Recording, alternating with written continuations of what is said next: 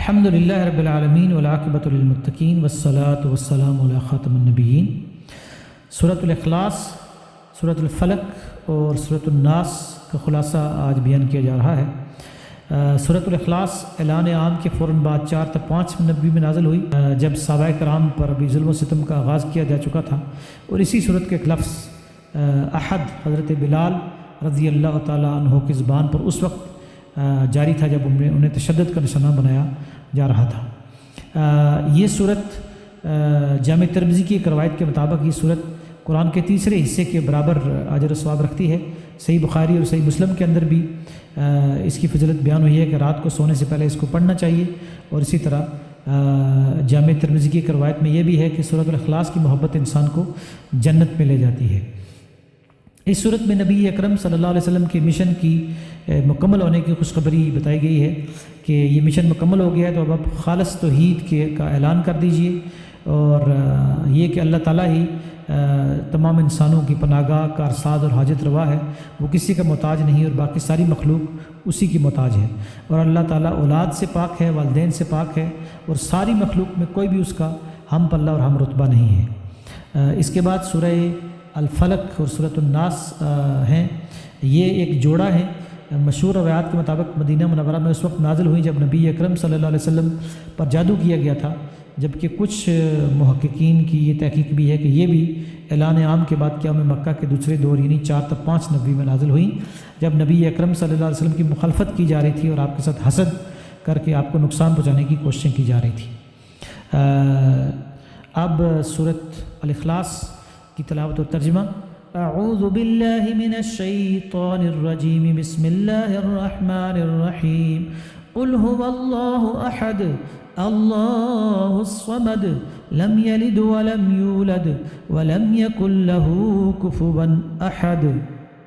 اے نبی صلی اللہ علیہ وآلہ وسلم، آپ اعلان کر دیں کہ اللہ یکتا، منفرد اور اکیلا ہے، اور اللہ بے نیاز ہے اور سب اس کے محتاج ہیں، نہ اس کی کوئی اولاد ہے اور نہ وہ خود کسی کی اولاد ہے۔ تو پہلی آیت میں بتایا گیا ہے کہ نبی اکرم صلی اللہ علیہ وسلم کو مشن جو آپ کو دیا گیا تھا وہ مکمل ہو گیا ہے۔ اب آپ اس اپنے مشن کے خلاصے اور سمری کا اعلان کر دیں، اور وہ ہے اللہ تعالیٰ کی خالص توحید، کہ اللہ تعالیٰ اکیلا ہے، منفرد ہے، یکتا ہے، اور اس کی طرح کوئی اور نہیں ہے، اور یہ کہ اللہ الصمد یعنی اللہ تعالیٰ ہی مشکل کشا ہے، کارساز ہے، پناہ دینے والا ہے، سب اسی کے محتاج ہیں اور وہ کسی کا محتاج نہیں ہے۔ صمد کہتے ہیں وہ ذات کہ جو ساری ضروریات انسان کی پورا کرے، اور مصیبت اور مشکل کے وقت انسان جس کا سہارا تلاش کرے، جیسے ایک چٹان ہوتی ہے تو وہ مضبوط ہوتی ہے، اندر سے کھوکھلی نہیں ہوتی، تو ایسے اللہ تعالیٰ خود اپنی طاقت کے اوپر ایک مضبوطی رکھتا ہے، قوت رکھتا ہے، اور اللہ تعالیٰ کو کسی کی ضرورت نہیں ہے، اور سب اس کے محتاج ہیں۔ اور آخری آیت میں بتا دیا گیا کہ نہ اللہ تعالیٰ کی کوئی اولاد ہے، یعنی نہ تو اس کا نیچے کی طرف کوئی نسب ہے کہ اس کی کوئی اولاد ہو، اس کے بیٹے یا بیٹیاں ہوں، نہ اوپر کی طرف اس کا کوئی نسب یا کوئی تعلق ہے کہ وہ اس کا کوئی باپ ہو یا اس کی کوئی ماں ہو، یعنی اوپر بھی اس کا کوئی نہیں ہے، نیچے بھی کوئی نہیں ہے۔ اور پھر یہ کہ ولم یکن لہ کفوا احد، اور کوئی اس کا ہمسر اور برابری کرنے والا نہیں ہے۔ برابری کرنے والے یا بھائی ہوتے ہیں تو اللہ تعالیٰ کا کوئی بھائی بھی نہیں ہے، یا پھر برابری کرنے والی بیوی ہوتی ہے تو اللہ تعالیٰ کی کوئی بیوی بھی نہیں ہے، یعنی نہ دائیں اور بائیں اس کا کوئی ہے، نہ اوپر اور نیچے اس کا کوئی ہے، وہ ہر لحاظ سے یعنی چونکہ یہ کچھ مشرکین نے یہ سوال بھی کیا تھا کہ اللہ تعالیٰ کا نسب ہمیں بتائیں، یہ خالص توحید کا یہاں اعلان کر دیا گیا ہے۔ اس کے بعد پھر سورۃ الفلق ہے۔ بسم اللہ الرحمن الرحیم۔ قل اعوذ برب الفلق من شر ما خلق ومن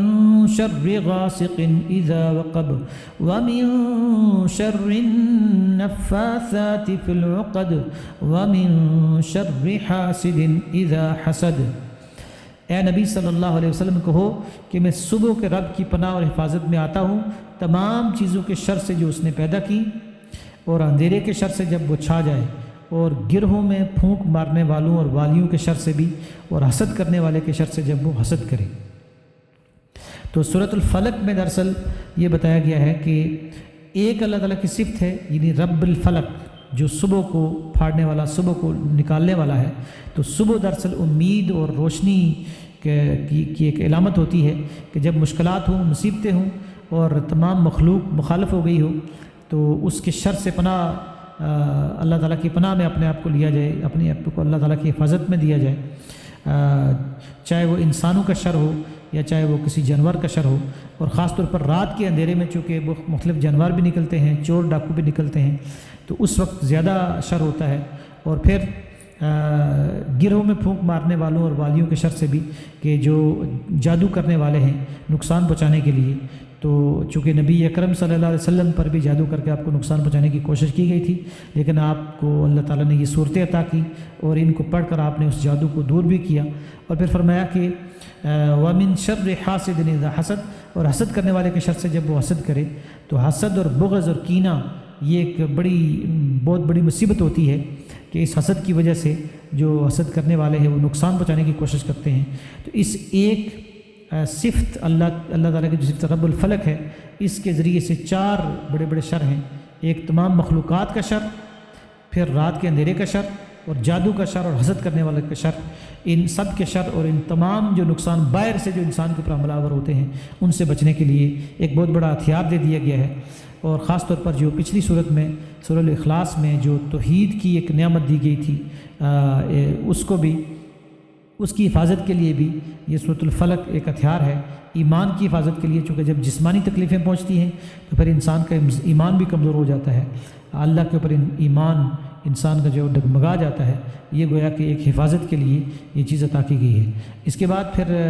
قرآن مجید کی آخری صورت ہے سورۃ الناس۔ بسم اللہ الرحمن الرحیم، قل اعوذ برب الناس ملک الناس الہ الناس من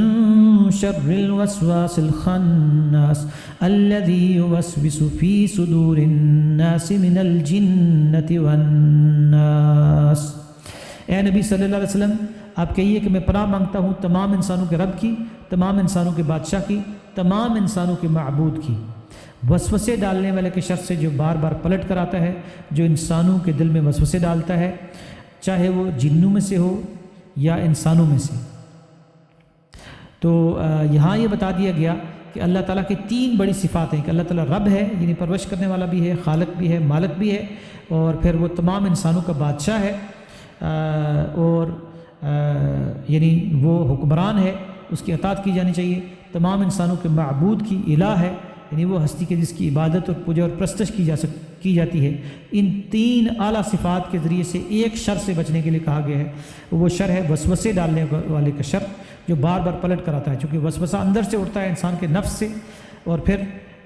شیطان بھی وسوسے ڈالتا ہے انسان کے دل میں، اور انسان، یہ کہا گیا کہ من الجنۃ والناس، کہ یہ وسوسے ڈالنے والے جنوں میں سے بھی ہیں، انسانوں میں سے بھی ہیں، تو یہ دوست بھی انسانوں کے ہو سکتے ہیں، یہ جو نالائق حکمران ہوتے ہیں، ان کے جو مشیر ہوتے ہیں، وہ ان کو غلط مشورے دیتے ہیں، اور خوشامد کرنے والے تو وہ ان کا بیڑا غرق کرتے ہیں۔ تو یہاں یہ بتا دیا گیا کہ انسان کے اندر اس کے نفس سے جو وسوسے اٹھتے ہیں، لالچ کے، حرص کے، بغض کے، حسد کے، نفرت کے، اور انتقام کے اور غصے کے، تو ان کے شر سے بچنے کے لیے اللہ تعالیٰ کی 3 صفات کے ذریعے سے پناہ مانگی جائے، تاکہ ایمان کی جو دولت ملی ہے، توحید کی جو دولت ملی ہے،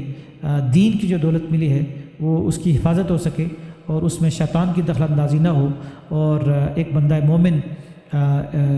ان ہتھیاروں کے ذریعے سے اپنی جسمانی حفاظت بھی کرے، اپنی روحانی حفاظت بھی کرے، اپنی ذہنی اور عقلی اور ایمان کی حفاظت بھی کر سکے۔